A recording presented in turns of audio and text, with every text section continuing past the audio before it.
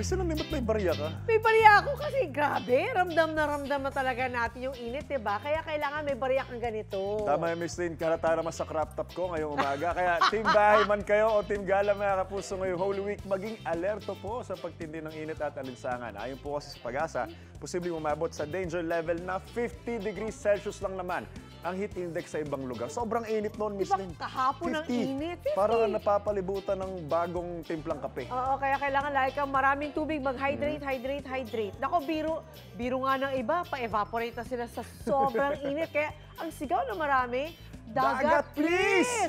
Nako, why not? Kung may 30 pesos ka, pwede mo nang ma-achieve yan. 30 pesos lang, mga kapuso.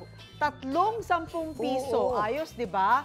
Nauna na dyan si Chef JR na may mga special na makakasama. Sino nga namang may inaya niya sa outing ngayon? Chef, puro ka-outing ha? Chef, a blessed morning! Dalhin mo A blessed upuan. morning, Masaya. Food Explorers, mga kapuso. Saktong-sakto ang mga kasama natin this morning. Yung aking mga pamangkin, Sean and Marco. Halika dito, boys. Hello, good morning. Ayan, Good morning po, good morning. Grabe, ikaw.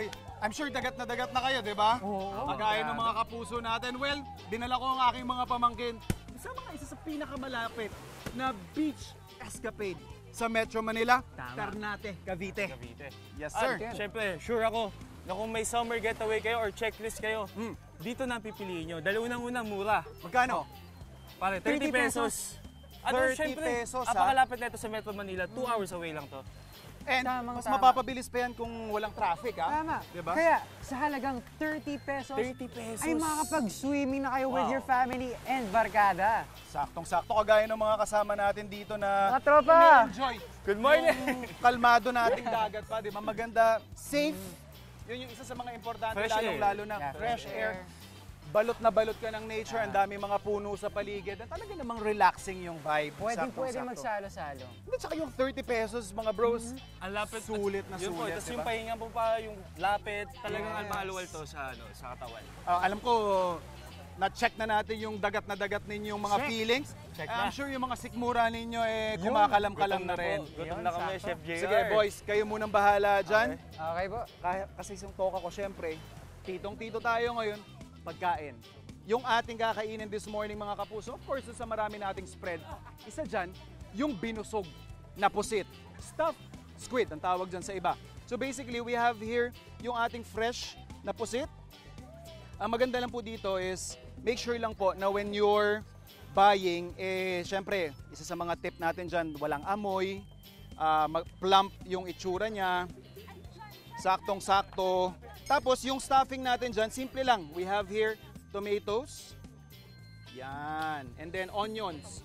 I would suggest na mas more on the white onions yung gamitin natin unless gusto niyo ng medyo mas may spice. You can season this with whatever you want, but I'm using oyster sauce para balanse na yung alat at saka yung tamis. And we also have here kinchay. You can also put wansoy if you prefer. Anything goes, kumbaga. So yan, meron na tayo ditong stuffing. All we need to do is put it in. Yung linis lang man nito, mga kapuso, tatanggalin nyo lang yung ulo eh. And then pag marami kayong iihawin, kunyari, or ibibake, you can save yung ulo para gawin ninyo pang ibang recipe. Ayan oh.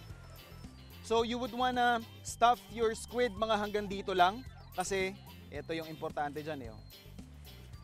Para pwede pa natin siyang maipit. So we have here stick, pwede kayong gumamit ng toothpick, yung mga cocktail toothpick, pwede nyo rin gamitin.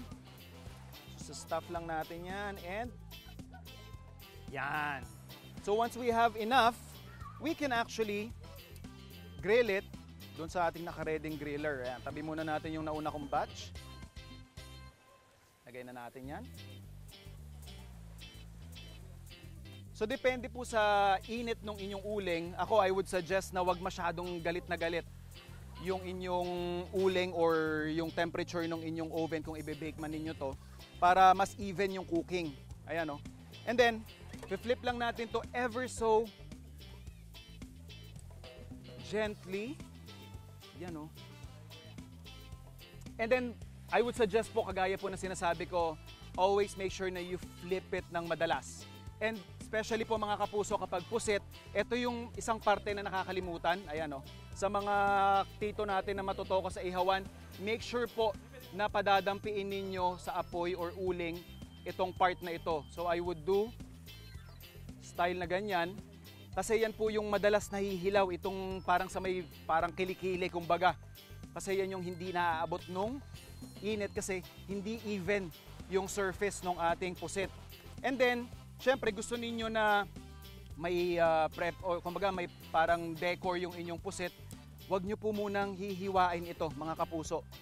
Kasi ang mangyayari dito kapag hiniwa ninyo lalabas yung katas, pwede pang mawala or umalis, mag-ooze out yung stuffing natin. Kaya, kumbaga, 3/4 muna ninyong luto, saka natin siya hihiwaan sa gitna. So, pag nakuha na natin yung tamang cooking temperature, kumbaga, or doneness, saka natin siya hihiwain until you get this. Yan, no?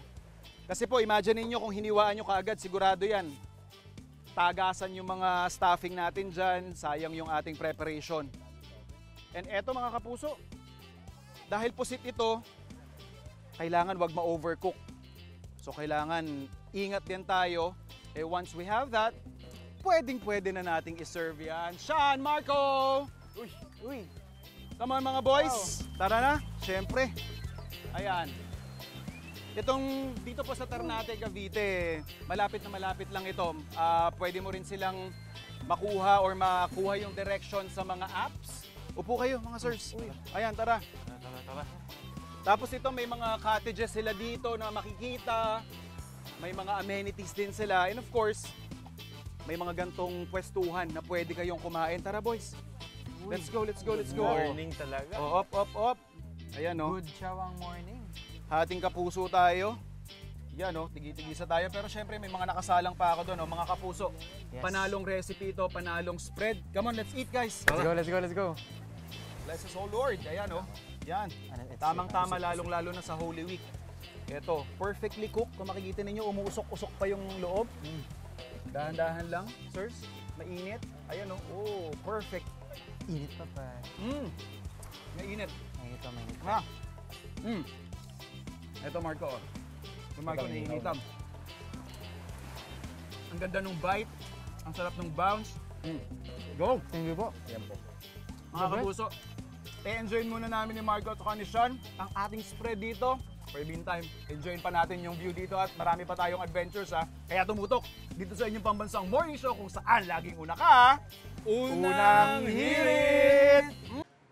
Ikaw, hindi ka pa nakasubscribe sa GMA Public Affairs YouTube channel? Bakit? Mag-subscribe ka na, dali na, para laging una ka sa mga latest kwento at balita. I-follow mo na rin ang official social media pages ng Unang Hirit. Salamat, Kapuso.